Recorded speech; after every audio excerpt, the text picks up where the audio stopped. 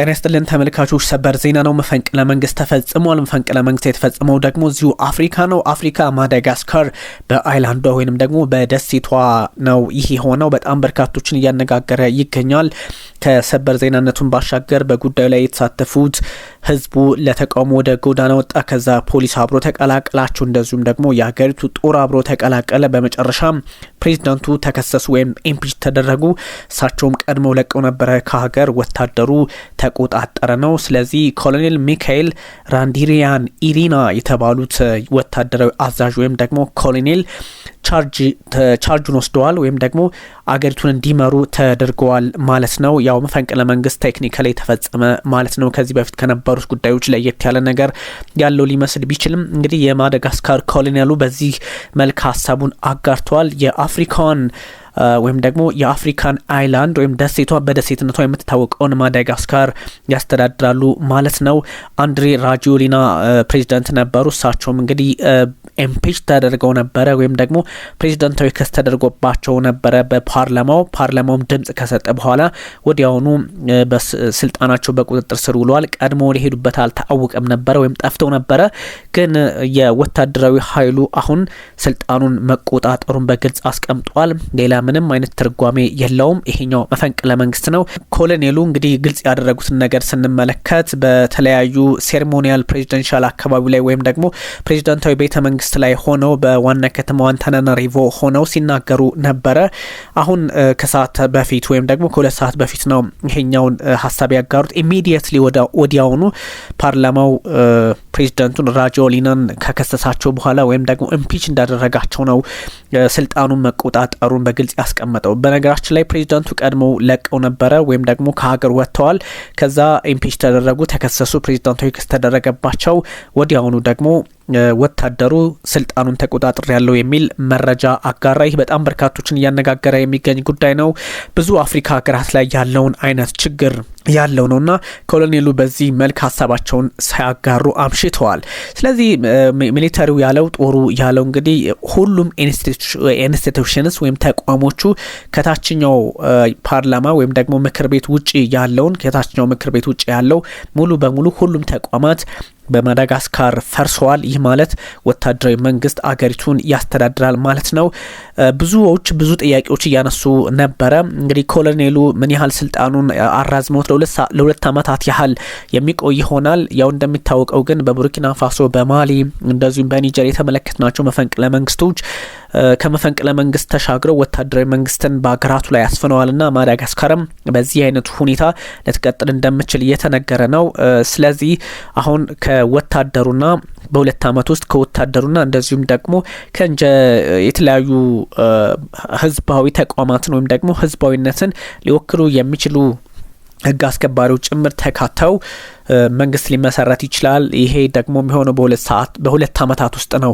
ፕራይም ሚኒስተር ውድ ቢ አፖይንትድ በጣም በፈጠነ ሁኔታ አስቸኳይ በሆነ ሁኔታ ጠቅላይ ሚኒስትርም ከሲቪሊያኑ መንግስት ይመሰረታል ብለዋል ኮሎኔሉ።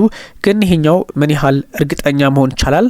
ምን ያህል በጉዳዩ ላይ ሀሳቦችን ሰዎች ማረጋገጥ ይችላሉ? የምንመለከተው ይሆናል። ግን ኮንስቲቱሽኑና የታችኛው ምክር ቤት ይቆያል። ግን ከኮንስቲቱሽኑ ባሻገር ደግሞ ኮንስቲቱሽንና የፓወር ኦፍ የሃይ ኮንስቲቱሽናል ኮርት ከፍተኛው የህገ መንግስታዊ ፍርድ ቤት እንደዚሁ ደግሞ በግልጽም እንትን ይደረግበታል ማለት ነው። ሰስፔንድ ይደረጋል፣ ስራቸውን አይሰሩም ማለት ነው። ስለዚህ ይሄኛው ሪፈረንደም ደግሞ በሁለት ዓመት ውስጥ ሪፈረንደም ማለት ህዝብ ስለዚህ በሪፈረንደም ወይንም ደግሞ በህዝብ ውሳኔ በሁለት ዓመታት ውስጥ መንግስት ይመሰረታል የሚሉ መረጃዎች ወጥተዋል።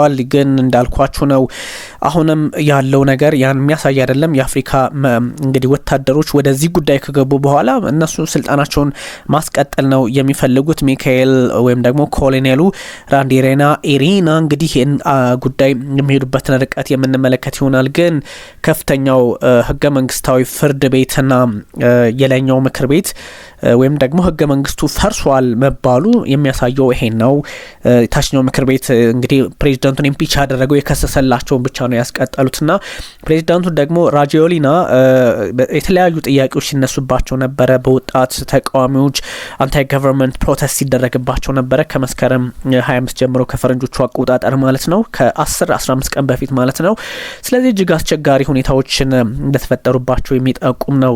ከሳተርዴይ ወይም ደግሞ ቅዳሜ ላይ ኤሊት የሚባሉት የሚሊትሪ ዩኒት በጣም ወሳኝ የሚባሉት የጦሩ ክፍል ወታደሮች ተቃውሞን ተቀላቀሉት። ከዛ እንግዲህ ወታደር በጉዳዮች ላይ እንደዚህ አጌንስት የሆነ መንግስት ሆኖ ሲቆሙ ኦፍ ኮርስ መፈንቅለ መንግስት ነው መጨረሻው የሚሆነውና ራጆሊናን በዚህ ልክ ነው ተቃውሞ ወዲያውኑ ያስነሳባቸው። ስለዚህ ብዙ ነገሮች የተሳሰሩ ናቸው። ህዝቡ ለተቃውሞ የወጣው በብዙ ምክንያት ወደታችን መጣበታለን። ኃይል አጣን፣ የኑሮ ውድነት፣ ብዙ ጥያቄዎችን ይዞ እንደማንኛውም አፍሪካ ሀገር ያለውን ችግር ይዞ ነው የወጣው። ከዛ ህዝቡን ተከትሎ ደግሞ አብሮ የመጣው ወታደሩ ሆነ። ወታደር ደግሞ አስቸጋሪ ነው። ቅድም እንዳልኳችሁ ወታደሩ ፖሊሱ አብሮ ሲቀላቀል ያው መፈንቅለ መንግስት ቴክኒካሊ እንደተፈጸመ ግልጽ ያደርገዋልና የራጆሊና እንግዲህ እሳቸው የሚከተሉትም አካሄዳቸው በተለያየ መንገድ እሳቸው ራሳቸው የመጡት በመፈንቅለ መንግስት ነበረ። ተመልሰው ተፈነቀሉ ማለት ነው።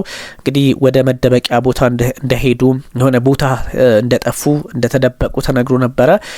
የተደበቁበት ቦታም በግልጽ አልታወቀም። ግን ያው ወደ ፈረንሳይ እንደሄዱ አንዳንድ መረጃዎች ይወጡ ነበረ። በነገራችን ላይ ራጆሊና የአንታናናሪቮ ወይም ደግሞ የዋና ከተማዋ የቀድሞ ከንቲባ ነበሩ። እንግዲህ የተለያዩ ሀሳቦችን በሶሻል ሚዲያም ላይ ሰጥቶ ነበረ። ሰኞ ላይ ምሽቱን ማለት ነው አገሪቱን ለቀው ሄደዋል። ምክንያቱም ለህይወት የሚያሰጋ ነገር ስለተፈጠረብኝ የሚል ሀሳብ ነበረና ሴፍ ስፔስ ላይ ነው ያለሁት ወይም ደግሞ ደህንነቱ የተጠበቀ ቦታ ላይ ነው ያለሁት የሚል ሀሳብ ሰጡ። ወዲያውኑ ነው እንግዲህ አሁን ፓርላማው ካጸደቀለት በኋላ ስልጣኑን መቆጣጠሩን ደግሞ ለራጆሊና እጅግ አስቸጋሪና አስፈሪ የሆነው መልእክት ደርሷቸዋል። ጦሩ በቁጥጥር ስር አውሎታል። በነገራችን ላይ ወዴት ነው የሄዱት የሚለው ጉዳይ በጣም ብዙዎች የሚያነሱት ጉዳይ ሆኗል። ወደ ፈረንሳይ ሳይሄዱ አልቀሩም ነው። ግን ወደ ፈረንሳይ ኦልዞ ፕሬዚዳንት ኢማኑኤል ማክሮን ካላረጋገጡ ኮንፈርም ካላደረጉ ያው እዚህ ሄደዋል የሚባለው እንዳለ ሆኖ ግን የሚባለው አሁን የፈረንሳይ ኤርክራፍት በተለይም የጦር ኤርክራፍት ይዟቸው ኢማኑኤል ወደ ራጆሊናን ወደ ፈረንሳይ ይዟቸው እንደሄደ ነው እየተነገረ ያለው። ኢማኑኤል ማክሮን ግን አላረጋገጡም። የአውሮፓ መሪዎች አጋሮቻቸውን በዚህ ልክ ነው እንግዲህ ሊከላከሉ የሚችሉት። ምክንያቱም ፕሬዚዳንት ቭላድሚር ፑቲንም እንደምታስታውሱት ይዘዋቸው የሄዱት በሽር አልአሳድን የሶሪያውን ፕሬዚዳንት ወደ ሀገራቸው ነው። ስለዚህ ይሄኛው አይነት አካሄድ አለ። በነገራችን ላይ ብዙ ጥያቄዎች ኢሌጋልና በኃይል ወይም ደግሞ ህገወጥ በሆነ መንገድና በኃይል ስልጣን ሊወስዱብኝ ነው የሚል ጥያቄ ነበረ የተነሳው። ግን አሁን የጦሩ ኤሊት የሚባለው CAPSAT የሚባለው ዩኒት በ2009 መጀመሪያ ላይ መፈንቅለ መንግስት በማድረግ ራጆሊናን ነበረ ወደ ስልጣን ያመጣው። እንግዲህ ስለዚህ አሁን ድጋሚ ደግሞ ሚሊትሪው በቁጥጥር ሳይድ ኢት ሃድ ቴክን ካውንትር ኦፍ ዘ ሚሊትሪ ነው። ስለዚህ ሚሊትሪው አሁንም በቁጥጥር ስር አውሎታል። የአፍሪካ ነገር ቀደም ሲል እንዳልኳችሁ አሁንም በስጋት መልክ የሚቀጥል ነው። ቀደም ሲል እንደተነገረው የአገሪቱ ጦርም በተለይም ቀደም ሲል ያነሳውላችሁ ይሄ CAPSAT የሚባለው ዩኒት ተኩስ ተብሎ ነበረ። ስለዚህ አልተኩስም ያለው እንግዲህ ትብብር መሆኑን ያስመለክታልና ከዛ ከጦሩን ባሻገር ፖሊስ ፕሮቴስተሮቹን ደገፋቸውና ፕሮቴስተሮቹን ሲደግፍ ጉዳዩ እጅግ አስቸጋሪ የሆነ መጣ። ከሴፕቴምበር 25 ላይ ነው የጀመረውና ብዙ ኤክስፓንድ እያደረገ ሄደ። ከብዙ ጥያቄዎች ጋር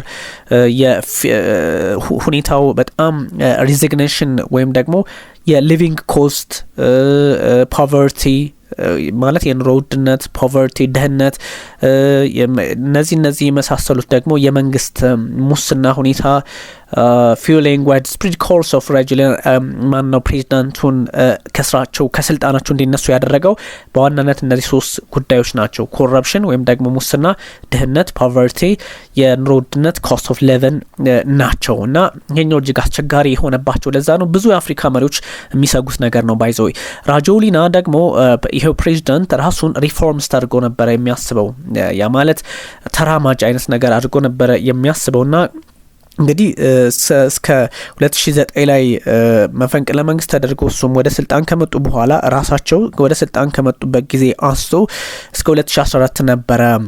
በዚህ መንገድ ስልጣን እስከ 2014 ነበረ ጊዜያዊ መንግስቱን ለማምጣት ወይም ደግሞ ለማስተዳደር ወደ ፓወር ራጆሊና የመጡት።